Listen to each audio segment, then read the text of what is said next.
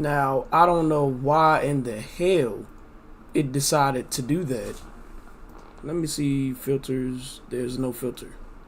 Yes, it's fucked up. Yes, the background is very fucked up. Not my background check, but yes, the environment is very fucked up. I'm going to fix it. Like I said, just calm down. If it is that. But anyway, I have to check on this out of memory situation. Let me go ahead and close all of my tabs out. Lost the scaling. It doesn't need to be open right now. Exactly right. Other than that, there's nothing that needs to be closed.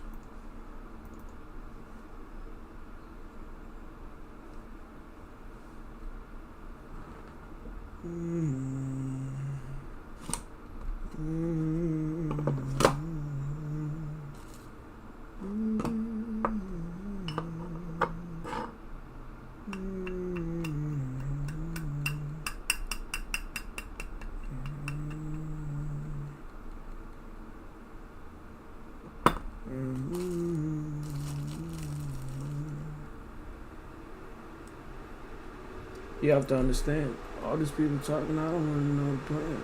I don't really know nothing. I don't know shit. Either way, I was really down on my dick. Either way, I don't know, but it made me say, what the fuck you mean? What the fuck do you want? I don't even know. Motherfucker, fuck. What the hell you even need? Too much on my mind. Too much on my mind. Oh,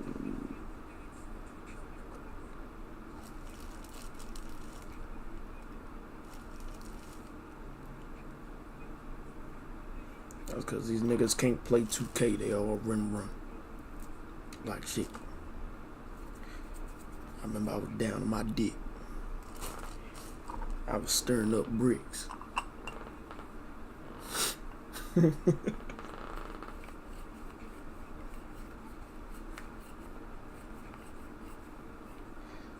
on, bro. Ups. Let's get it.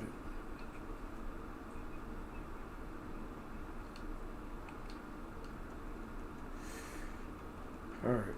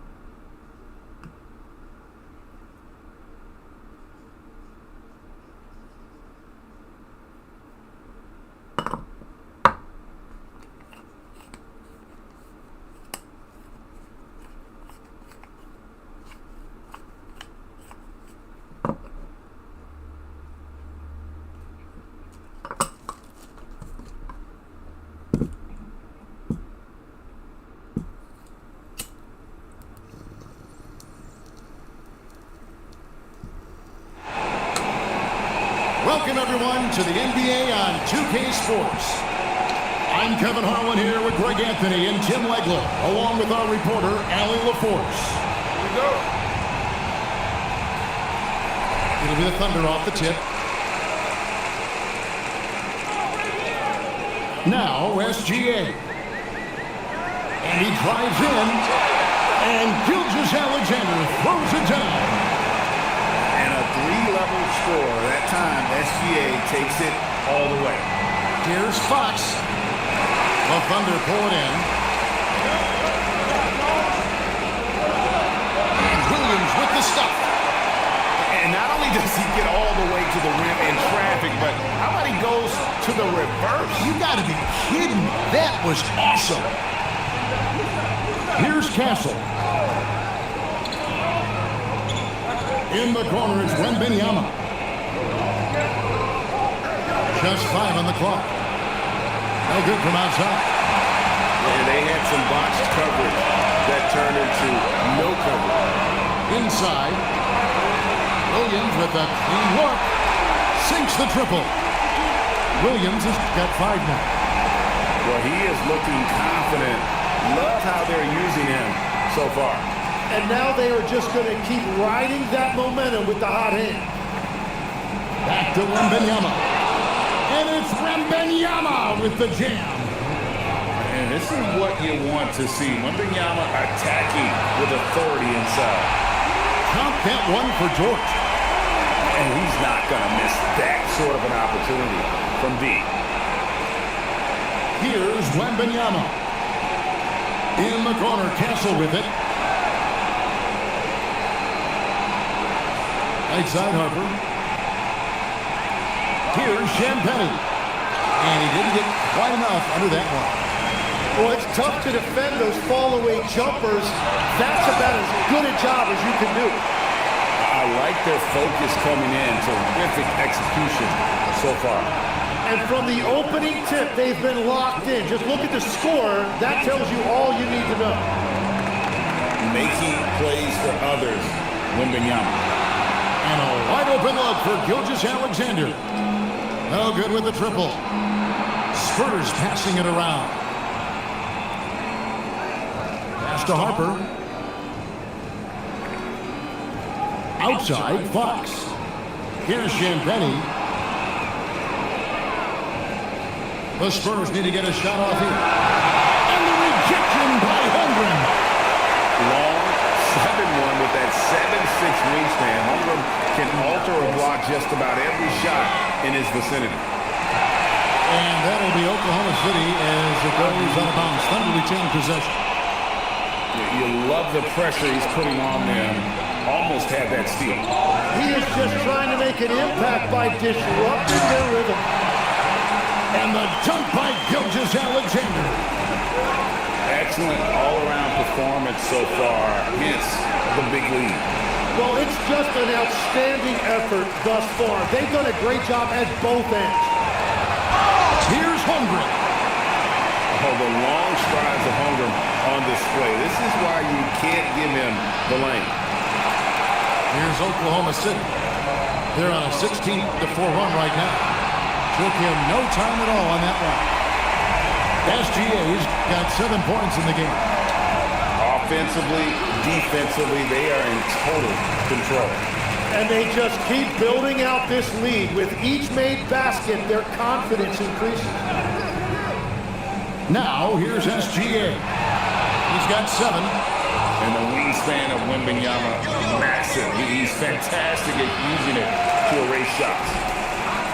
Oklahoma City leading by 15. And there's the call on Dylan Harper.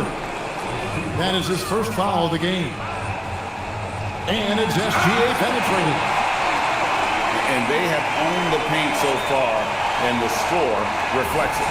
Well, these days, interior offense takes great determination and discipline. Hit some room on the way in, and the bucket's good. He's got 11. On a dime. Shea got right where he wanted for that shot. To Holmgren. You know what? Tried to step in and cut him off, but just didn't get there quick enough. The Thunder shooting their first free throws of the game on this trip to the line. And free throw good from Hartenstein. So 1 for 2 that time at the stripe. Spurs trail by 20. Here's Castle. Good, and a nice assist from Fox. That jump shot has been the biggest question mark for Castle, so it's good to see him shooting with confidence. Haven't we seen that a few times today, guys? I mean, their defense has got to have a little bit more toughness in it. It's good. And that is a high-quality shot. You will take it every time from that close. Back to Holmgren. And he's good on the 3-ball. Holmgren's got 5 now. Shea Gilgeous-Alexander, guys, has been on display for the Thunder. He comes away with...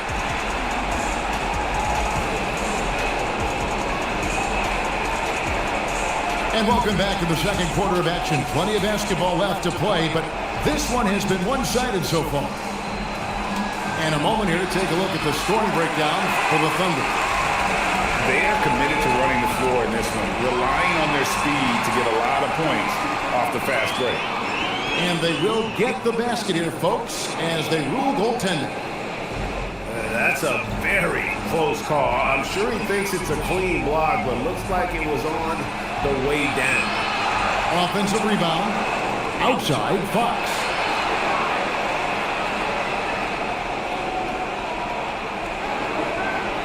Second chance shot. Dort grabs the miss. And even though he didn't get a piece of that shot, you love the pressure he puts on the shooter. And sometimes that's all you need to do to force that miss. Well, this is SGA's role. He's out here to score and score often. Right, it didn't go that time, but that's a shot he should feel confident in taking.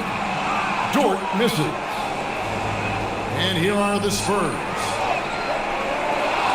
kick out to Harper. Takes the three. And the rebound goes to the Thunder. Gilgeous-Alexander with it. Now guarded by Fox. Pass to Holmgren. Outside for SGA. Hands it from downtown. SGA's got 18 points in the game. Well, this is why SGA is a focal point of this offense, because of that ability to score. Here's Castle. No good again that time. And stolen by Wembanyama. Holmgren with the steal. And here in the second, 2 minutes gone by. Pass to Dort. Clock at 6. And here's Gilgeous-Alexander outside. The Thunder with another miss. In a deep three from Fox. Once again off the mark by San Antonio. And the dunk by SGA. Oh, how about the slam there from Gilgeous-Alexander? He loves getting that type of positioning down low. Here's Wembanyama. And the call on the shot that sends him to the line. Yeah, the defender all over him. First trip to the free throw line for him in this one. And the second free throw, good. A generational talent. For Wembanyama, the sky is the limit and the reality. And there's the call on Dylan Harper. That'll be his second foul of the game. And it's the Thunder with the ball. They've only given up 1 point in the second quarter. That one coming at the line. And there it is for him. And Matador defense, that's one of the easiest shots he is ever going to see.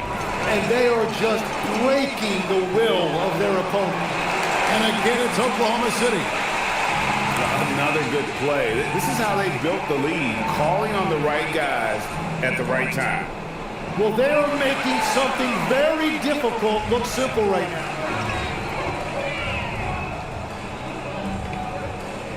1:39 left to play in the first half. I love how he's taking charge out there. Here, offensively, riding the wave. Pass to Castle. Back to Wembanyama. Once again off the mark by San Antonio. Now, Gilgeous-Alexander. The kick out to Williams. Gets the three-pointer. Williams has got 10 points in the game. They have a good plan going right now, and they're starting to create separation. I like their offensive approach. They've been aggressive, but under control. Oh, and the jam by Williams. At this point, I don't know what you can do to slow this team down. Well, they've gotten the matchup they want every time up the floor, and they have taken advantage of that. Lift off, Mr. Dort. A one-way ticket to the rim.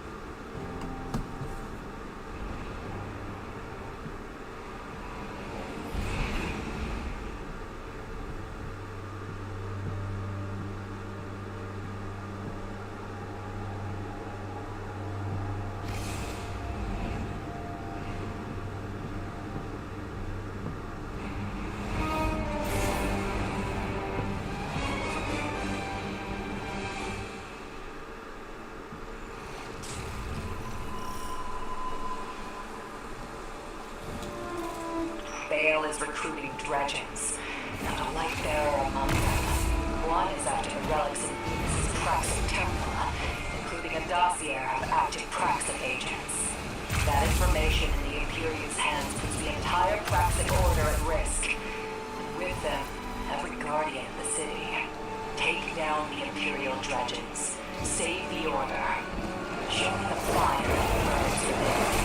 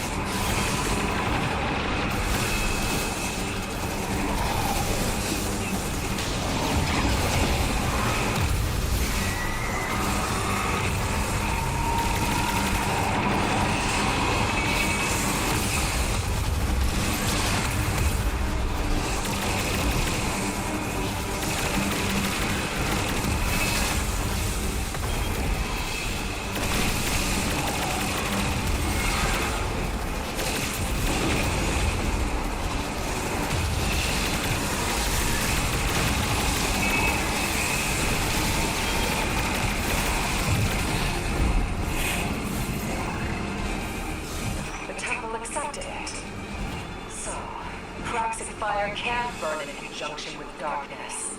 If I bring other Praxic Guardians here, I can show them. Rub their noses in it till they understand. Restoring the temple, proving our point, that's a task worthy of a Praxic trial. Do it, and nobody will be able to argue that you don't deserve the name.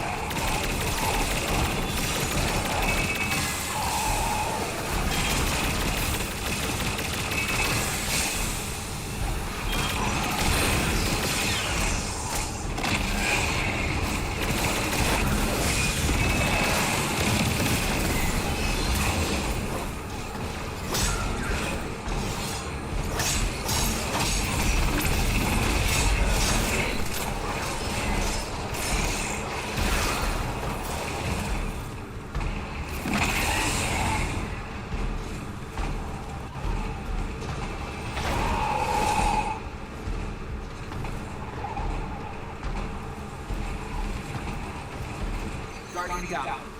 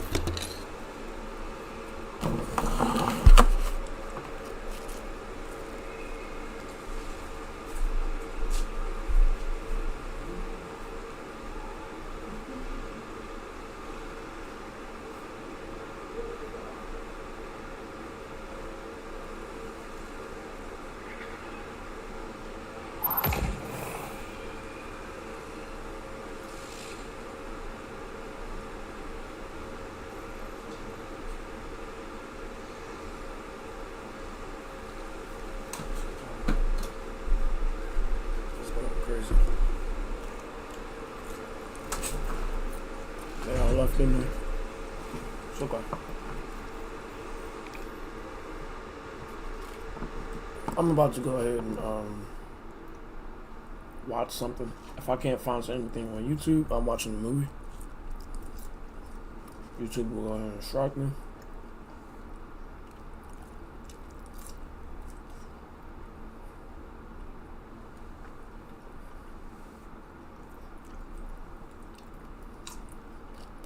One 12.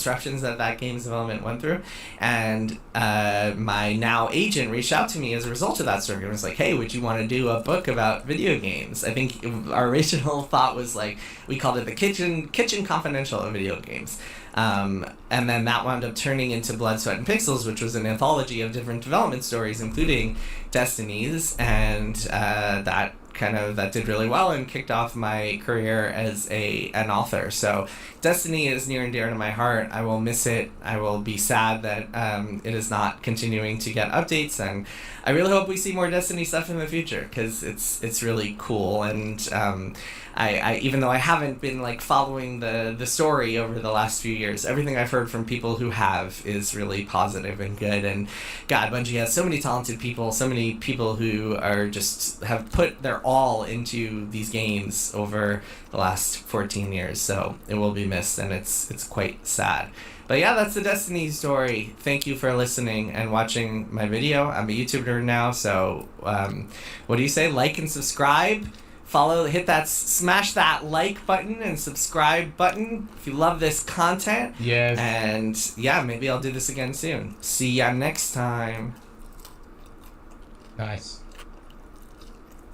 Jason, thank you so much for that. Thank you for sharing what Destiny has meant to you and your experience with it. Joe is speaking facts. His name is Jason. What is wrong with y'all?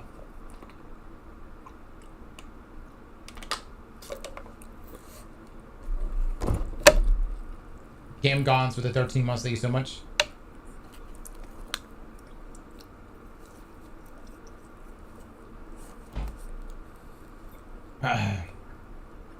Damn, that Mark guy really knows his stuff. Yochio, my God. Come on, dude. There's a lot of reasons. See what happens. We'll see what happens, man. You know.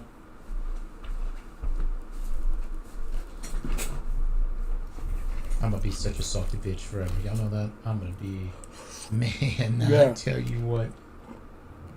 I'm gonna be one salty bitch for a long, long time. Oh. Need to go see the Lord this week. Y'all here?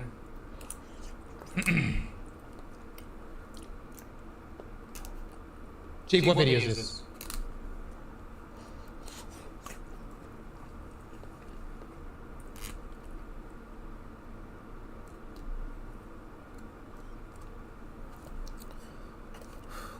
And this was an actual game that I relied on for my mental health at one point. Chief. It was crazy. Yeah. What am I looking at?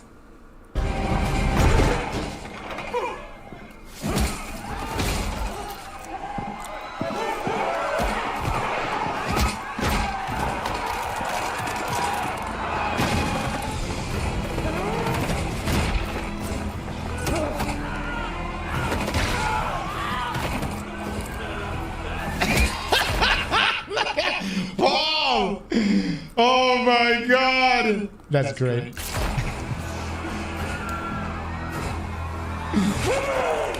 Oh my God!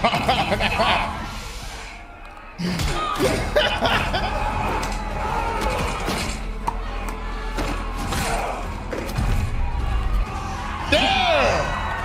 We got dinner!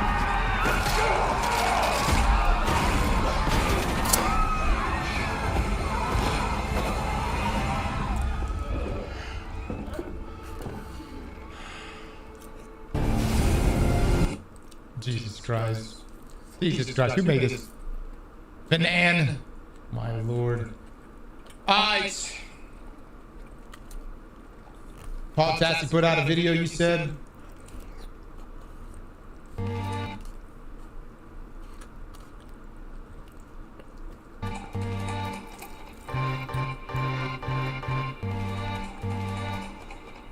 Alright, I am back with the Destiny 2 video. Look at Paul looking like a new man! This time me reacting to Aztecross. Tables are turned. I'm not going to go through this whole video, but many of you may have seen the video I'm talking about where yesterday, I think he was reading one of my articles actually, he got pretty heated about Destiny and Marathon, namely, long and short of it, he wants more Destiny, not more Marathon, which resulted in some pretty interesting clips that... I think we were pretty diplomatic, right? I thought we were actually... I felt very calm yesterday. have been passed around. I'll just play the main one that's been passed around the most. Okay. I know a lot of people that are not going to be playing Marathon Season 2 or Season 3 or whatever. I know a lot of people right now that from since last week's announcement have essentially completely walked away from Marathon. I don't want to play Marathon. I'll play it maybe seasonally. I may jump in a few weeks. But I want Destiny 3. I want this universe expanded. And Marathon, if I have to fucking bury you myself to send that message, I shall. I will do everything I can to destroy you, piss on your corpse, and light you on fire afterwards. To send even the smallest of messages to Bungie leadership and Sony. I know what I'm saying right now won't bode well for me in the future. Believe me, we have Sony partnerships, sponsorships, and I appreciate playing those games and having those relationships. And from this point on, well, probably not going to be good in that aspect. But I want Destiny. So this is a personal decision. Probably not a good overall decision, but it's a personal decision. And I only got into this thing because of Destiny. So it's not that we're going to be coming after Marathon, but we are going to be showing all of our support for Destiny. And in retaliation, or the effect will probably be negative. I think it's a pretty calm, reasonable take right here. You know what I'm saying? For Marathon. Yeah, pretty intense. He's pissed. A lot of people are pissed.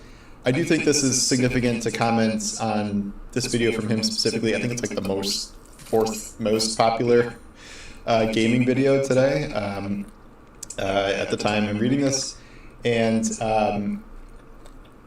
it's significant because he's like the face of Destiny, essentially, in terms of content creation. He has been the biggest creator in the Destiny space for years now. You know, people have come and gone and covered it and not covered it, but he's, you know, consistently been... There's a lot of really, really big people in this community and a lot of well-respected people for sure. The one putting up the most views, man, I wish I got some of his views with some of the reactions.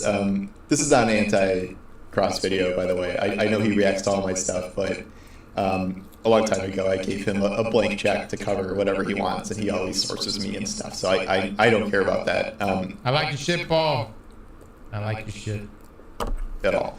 I just think it's relevant to cover what he's talking about here, because I think it does represent a real growing sort of instantly divided community between, I mean, there's a few different sides, but obviously the big one is Destiny versus Marathon. And a group of Destiny players that are super pissed at Marathon as an entity, or just rather Bungie's decision to work on Marathon or build Marathon or switch to Marathon.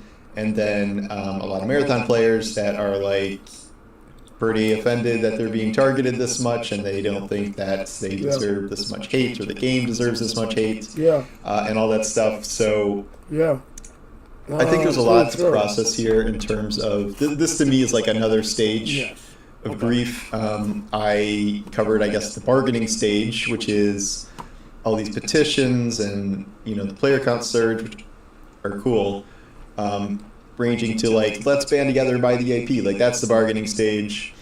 This is the anger stage. I think we'll probably get to the depression stage after the June content launches and is out for a little while, and then I mean, I don't know. Maybe. But could we just stay angry forever? Can I just out anger my depression? No. I got a therapist in here right now.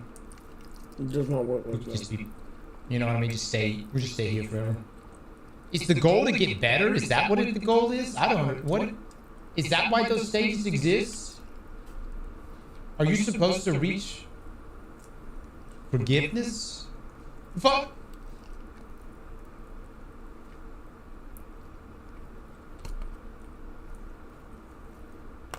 Oh, it's acceptance?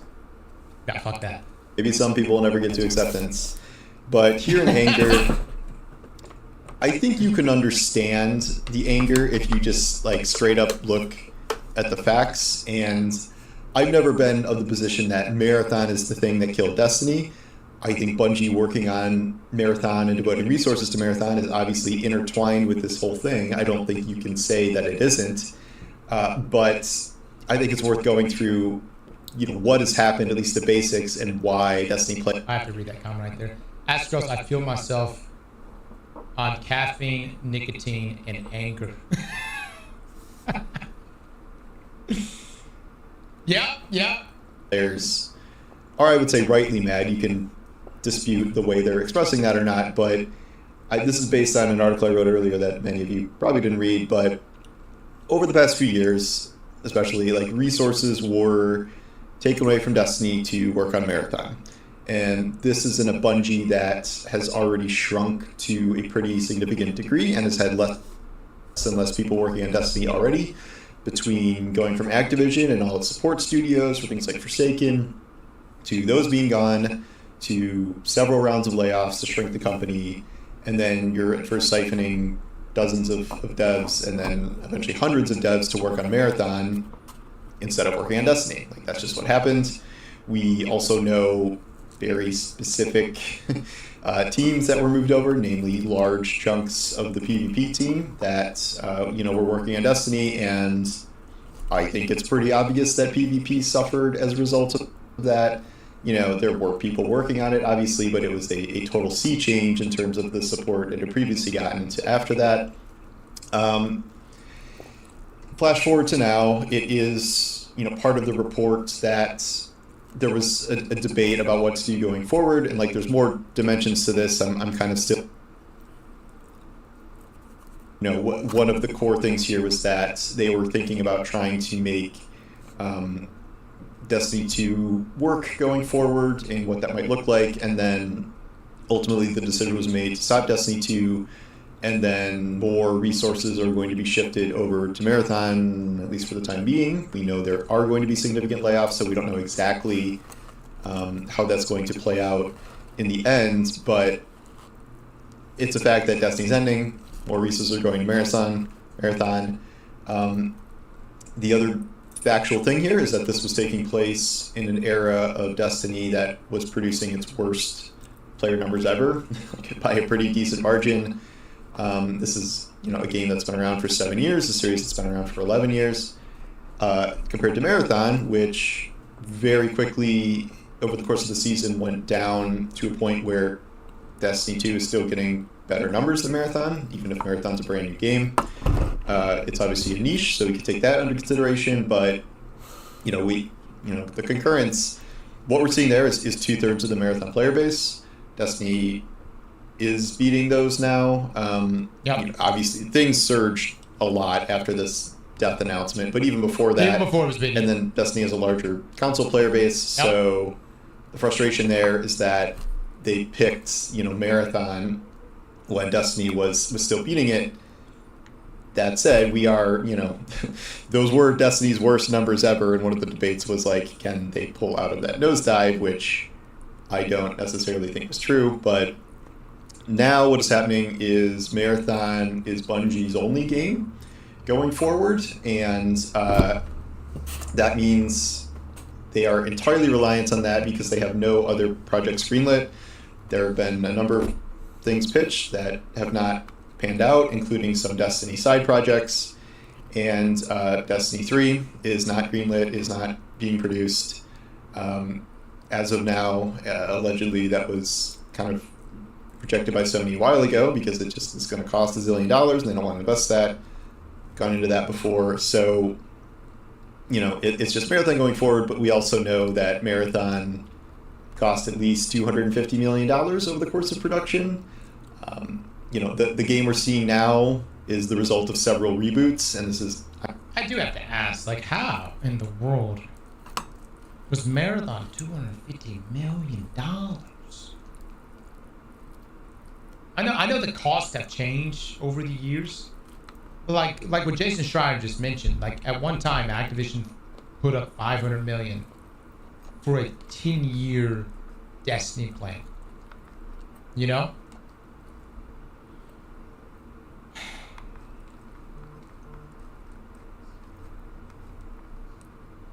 Concord, I don't know. I have no idea what Concord. I don't know how much. I don't know how Concord costs as much as it costs.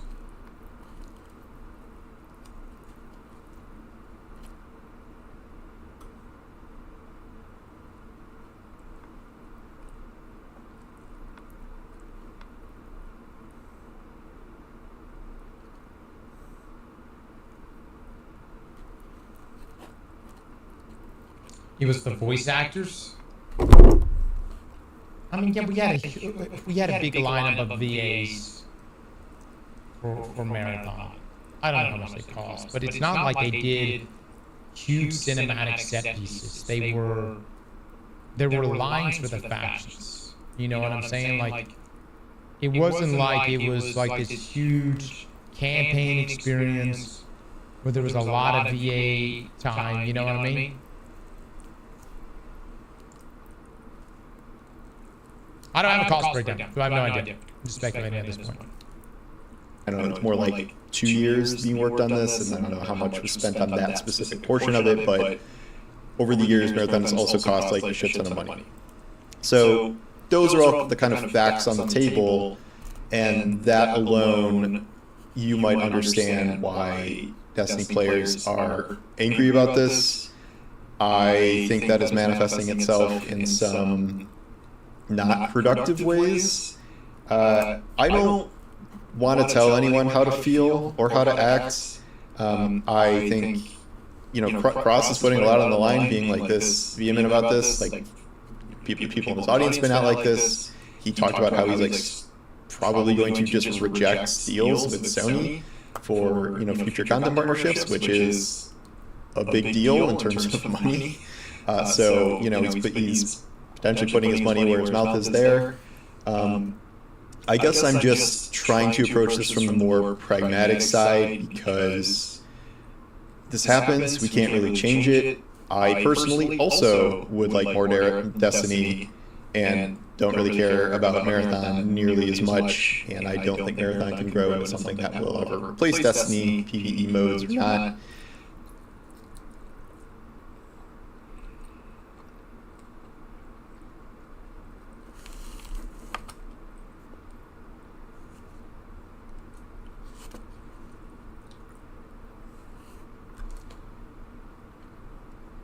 Sony, if you do not make a Destiny 3, and you decide to completely ice that IP, I really think you're going to have a bigger disaster than what you have at Concord.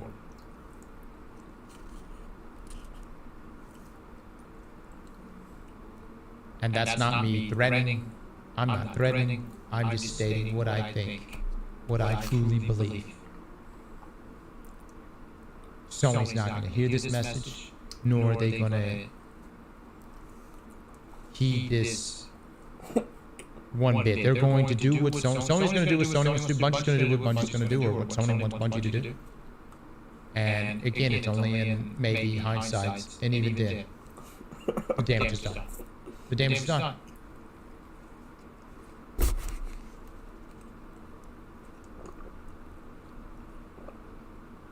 So, like, I could sit here and talk all day long about my time with Destiny, what Destiny meant to me, all the emotional, whatever.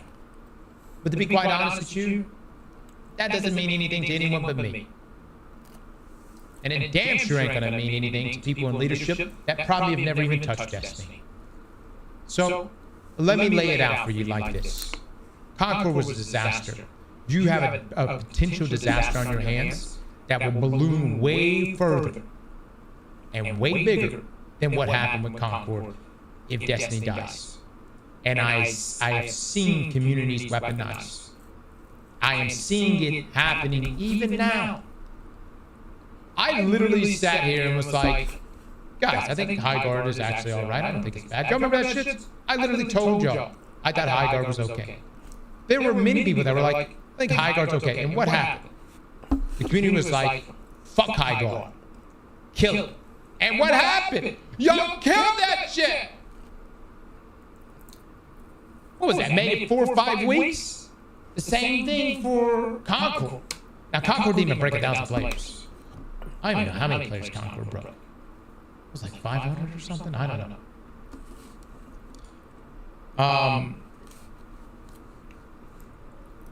I'm telling you, gamers can be worse than an XO lady. They remember everything. They don't forget and they hold grudges forever. All right? And let me just say, I'm talking about those XO ladies that are like, you remember when you fucked up? You remember how you fucked up? What time it was when you fucked up? You remember the shirt you were wearing in the midst of you fucking up? Gamers are like that in a lot of ways too. And when they decide that they want to bury you, it's not good. Now, right now, the Destiny community is in like this mourning stage, just like, I'm gonna play the June. They're still hopeful for June content. They're still hopeful for Destiny 3, even though the news of layoffs have already broken, and who knows when the layoffs are gonna start happening. But as this goes on, I really think there's gonna be a community here that's gonna get very bitter, and I'm just thinking that long term, everything Bungie touches will be tainted. So, it ain't even about just even, again, leadership. They can't connect with me or anyone else on the emotional level of what a game means. But hopefully, you get that one. Tanked, baby. Tanked.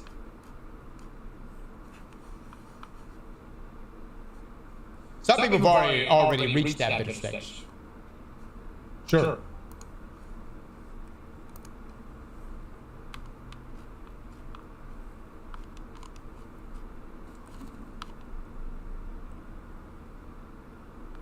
Stay away from my tanks. Good luck. So, well, I personally feel like that in terms of trying to be pragmatic. I do think that the best of two bad options going forward is, in terms of like potentially getting more Destiny content, the better option I think is to like not go nuclear on Marathon and hope it fails and harass players, harass devs, like review bomb the game, like all of these, you know. 1000%. Don't go over there. Definitely don't harass the developers. Don't harass the devs, dude. Many of them go in there and they just doing their jobs. Hell, most of them are probably about to be unfortunately laid off. Definitely don't do that. You know, torch forest down tactics that I guess I get the motivation behind them. Like, some are really beyond the pale, like do not harass individual people for any reason. But I just don't think that that's productive, because if Marathon fails, there is a very good chance that Bungie as a studio ceases to exist in any meaningful form. Either it would be like slash down to bare bones, working on incubator projects, or it would be dissolved entirely. This is Bungie's only game right now. They need it to work, and if things are not even greenlit, anything that is greenlit is still going to be years away, most likely. So this is it. And I don't think we can rely on the patience of Sony to Tell you like this. You come out and say we're making a D3. I think I might like Marathon. I think those skins on the Marathon side, they look all right. Might just go shopping this afternoon. You know what I'm saying? Might just play a little bit of Nightmares. I don't fucking know.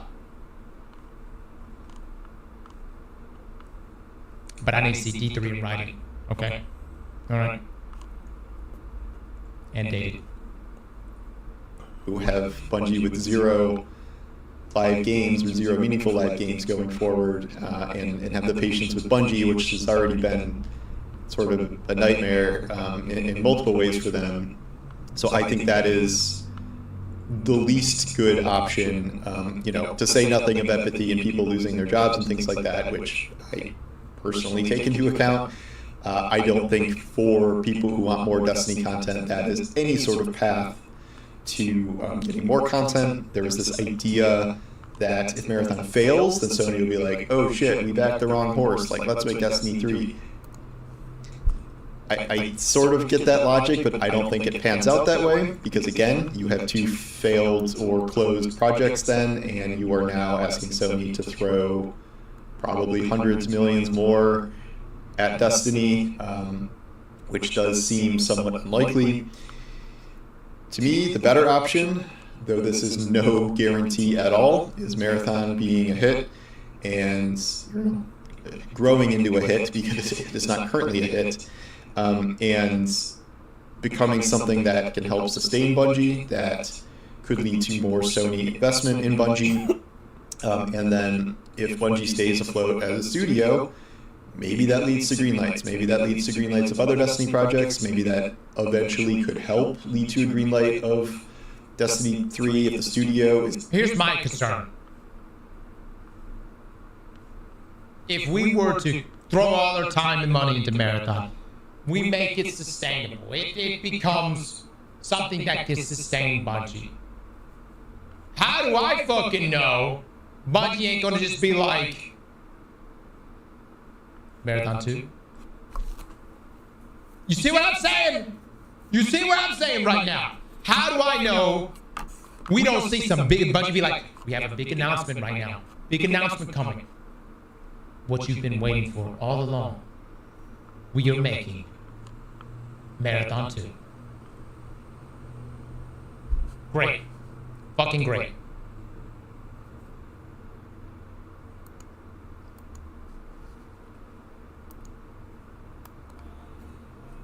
Progress through the Star Trek.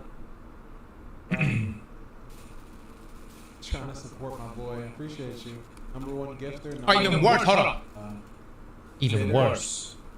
Marathon 2. Boys talking in my chat. The looter Thank you shooter. very much. I swear. Specs is so close to perfect, but it just can't go over the hump. I swear, just even reading that They right gotta now.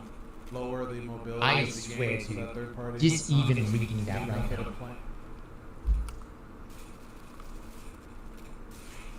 Feels like at this point in Apex, everyone just sits and waits for a fight to occur before they fight. I mean, why I've not seen you live in a million years. I mean, I haven't really been live, so you have a good point.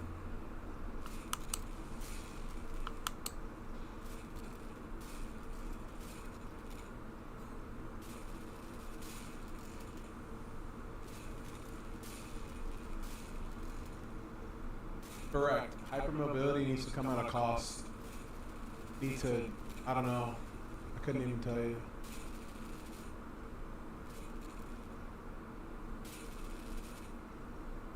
#1 in your heart, facts. #1 in my heart.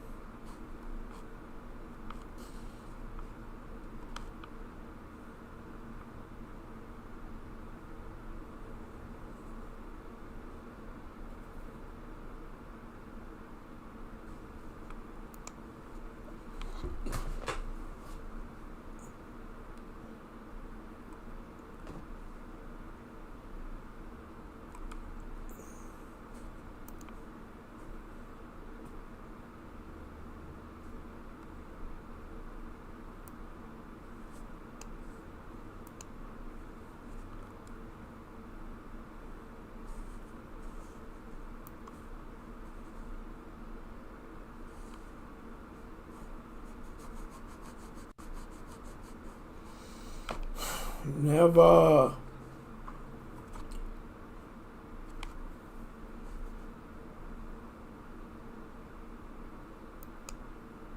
Didn't used to be. Church used to mean something. Oh, what do you remember? I was. Long time ago. That place used to be pure. And then they just started letting all kinds of people in, you know? I don't know. So why don't you tell me? Well, I think you do know.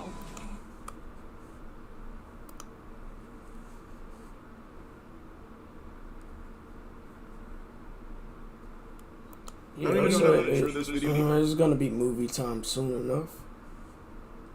So that's enough for me.